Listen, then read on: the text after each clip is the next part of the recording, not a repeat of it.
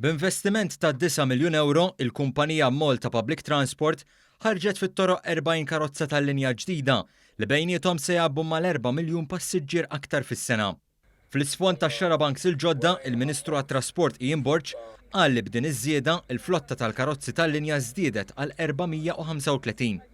Spjega li dawn il-karozzi l-ġodda se jwasslu għal żieda ta' 69,000 vjaġġ fuq diversi rotot madwar il-Gżejjer Maltin.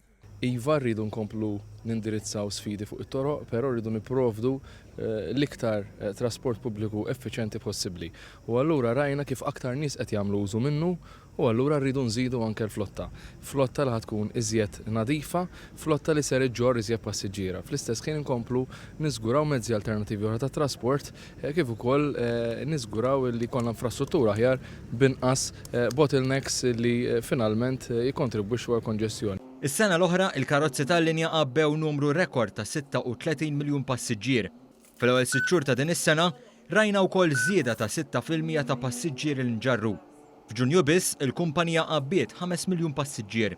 F'dan l-isfond fakkar kif gvern ma weritx servizz miexi fuq ir-Rubini u rrimarka kif ftit snin wara l-fjask tal-Arriva il-gvern kien wettaq riforma kbira oħra.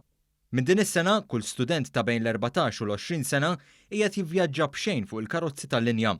F'dawn il-ġimgħat se tkun qed tiġi implementata wkoll miżura tal-baġit sabiex persuni b'diżabilità ikunu jistgħu jużaw is-servizz tat-trasport pubbliku mingħajr ħlas. Filippa Kozmen, chairman tal-Autobuses de Leon, qal li fl-aħħar snin il-flotta kompli tiġi modernizzata, tant li daħlu fit-toroq Maltin ħafna karozzi tal-linja ġodda. Qal li bħalissa aktar minn nofs tal-flotta tal-karozzi tal-linja f'Malta għandhom anqas minn 4 snin. As a public operator we need to increase our quality services and we need to offer a better product to our customers and we need to convince people to leave their private car at home and jump into the public transport. Bringing new buses that improve the quality of our service and also increasing the capacity, making more frequencies and closer services to the general public will help us to convince more people into the bus service. Preżenti għal din it-tnedija kien hemm ukoll il-Ministru għall-Finanzi Edward Cicluna li qal li l-Gvern huwa kommess li jkompli jinvesti f'dan is-settur tant importanti għas-soċjetà Maltija.